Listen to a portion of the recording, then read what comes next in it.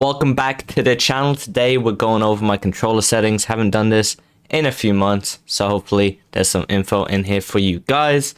If you guys are new to the channel, feel free to subscribe. If this video helps you, feel free to leave a like as well. But anyways, competitive master switch is going to be the first setting here. You're going to have that turned on because it's automatically forced on within Ultimate Team. So that, like, adjusting those on off does nothing. So we're gonna turn this on and skip all those settings as they are fixed in that position and you cannot change them. That'll take you down to true pass assistance. For me, I like it on semi. Gives me a bit more control, but you don't want to go manual either because then you're just gonna miss all these passes. So you know, if you're not too good at true balls, chuck it on assisted and it'll just help you out. But if you're a bit better like me and you want them to be a bit more accurate and have some control, go semi. FIFA trainer, here it's show, but it's actually hide.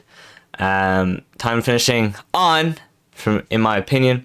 Now, one thing to keep in mind, if you don't like time finishing, but you're thinking, man, I really like green timing free kicks and like penalties, well, then you're going to go and want to hit that off.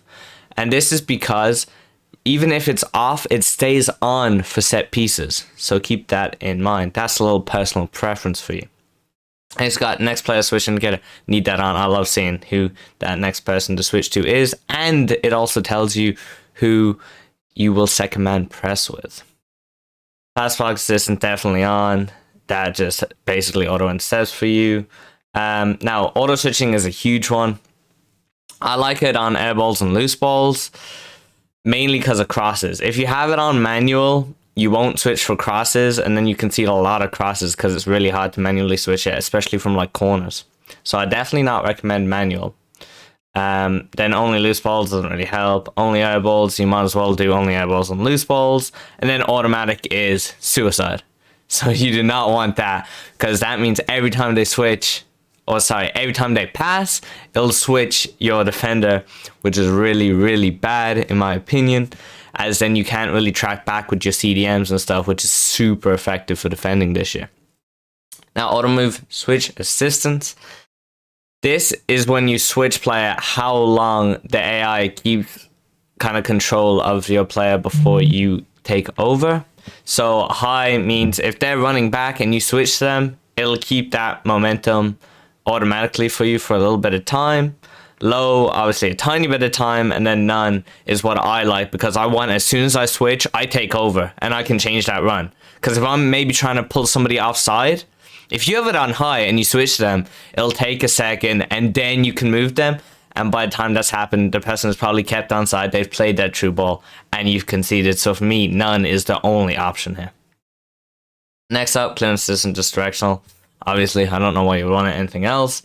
Player lock, I have it on even though I rarely ever use it. It's absolutely up to you.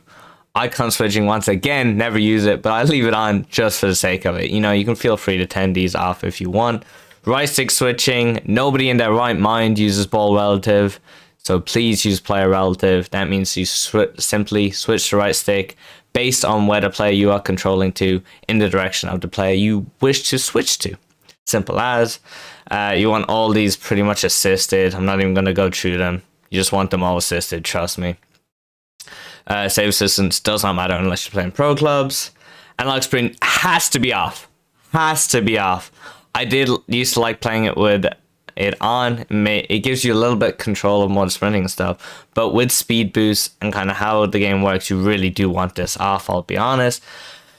Pass receiver lock late is what I like. So basically what that does is at the end of the passing motion, it picks where the pass goes. So at the last second, you can change that direction. However, if you feel like you get a lot of passes wrong and stuff, you may want to use the early instead. So a lot of people have a lot of success with early.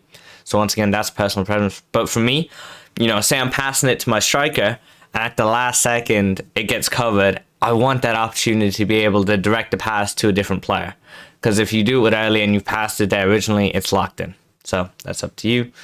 This enhanced, but I have it turned off anyways. And triggers this, and I also just have turned off in my controller. So those were my settings, and I also just play on classic controls for anybody at all interested in that. Here I'll quickly go over my camera settings, which is co-op, default, 10 and 10. Simple as that. If you guys enjoyed the video, make sure to leave a like, and I'll see you guys next time.